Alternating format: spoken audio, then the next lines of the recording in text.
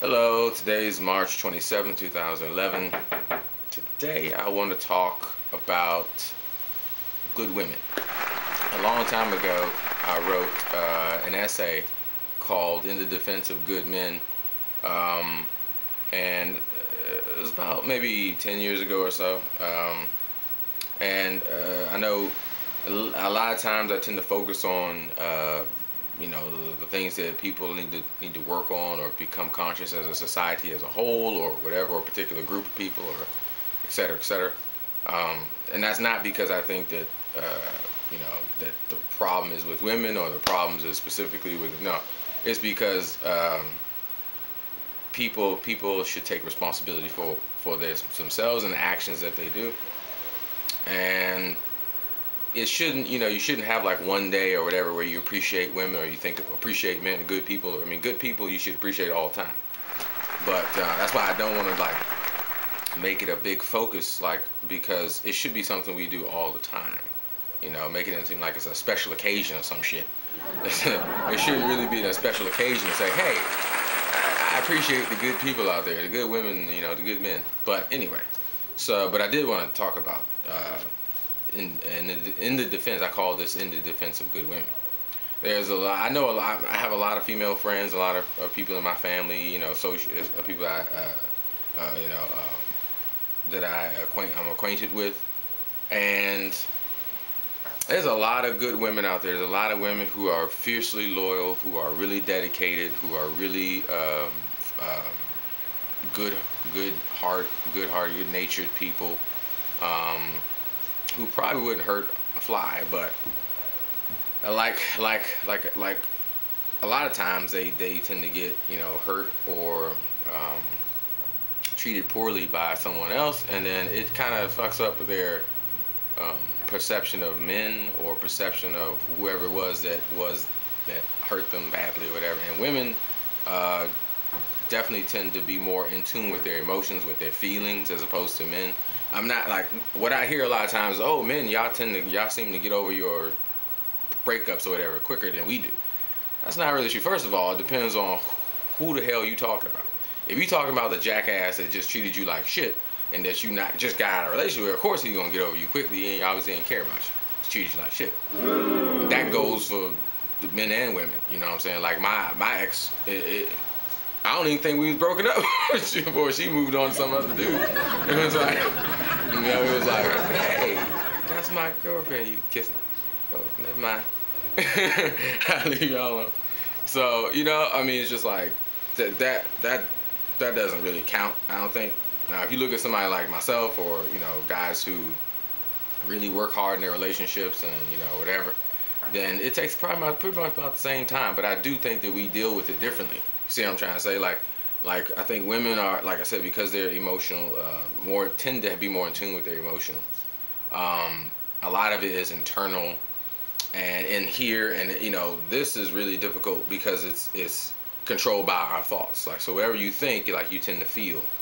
You know what I mean? If you're always thinking, oh, what did I do wrong, or oh, I wish when did the lies start, or oh, when was it ever real, or would I find somebody else, and I hate starting. All those thoughts probably create negative emotions one way or another. Depression, bitterness, anger, you know what I'm saying?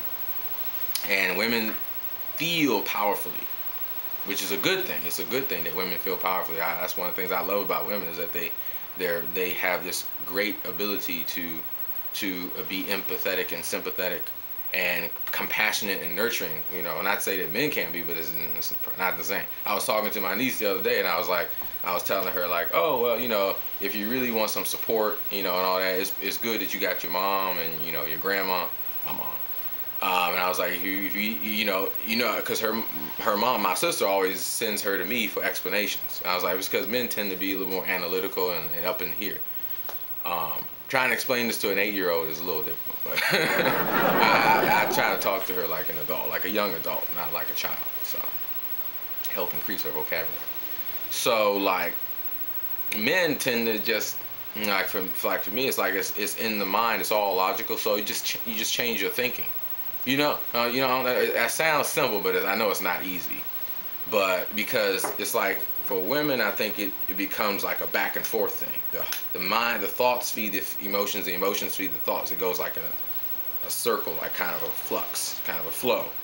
And for the men, it just kind of sometimes just stops right in here. We just, like for me, what helped me, I think, a lot with getting over my last relationship was my friends, being involved in the martial arts and the gymnastics and the stunt work and the film and acting and, focusing on my passions, the things that I care about a lot.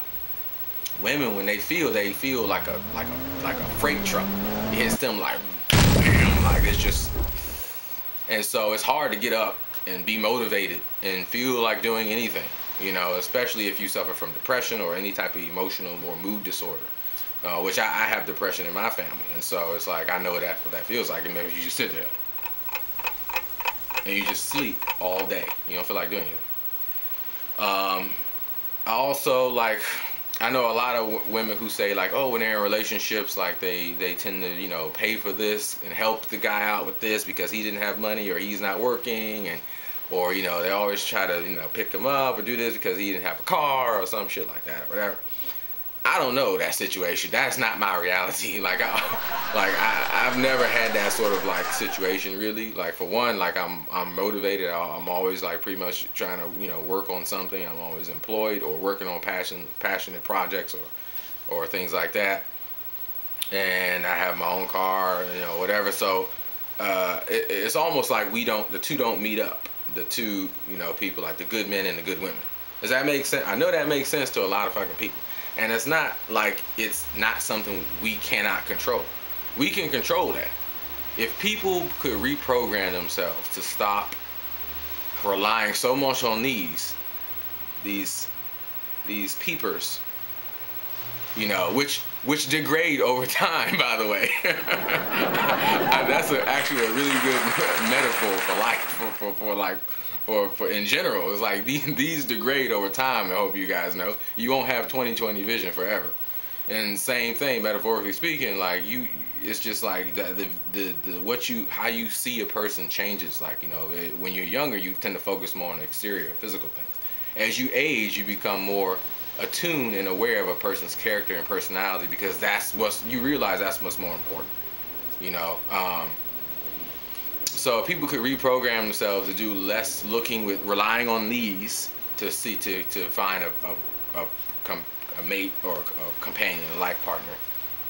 Also stop relying on the attraction, like the spark thing that I fucking was talking about in my last blog or rant, because that's also deceptive. It doesn't work.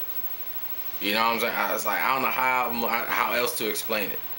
If it's a strong attraction, that should be a red flag to you. That should be like, whoa, you don't know the fucking person. I mean, if you just barely met the person or whatever, it's like, how the fuck can you be so strong? You're strongly attracted to something. And most likely it's not something good. Like, I'll use the example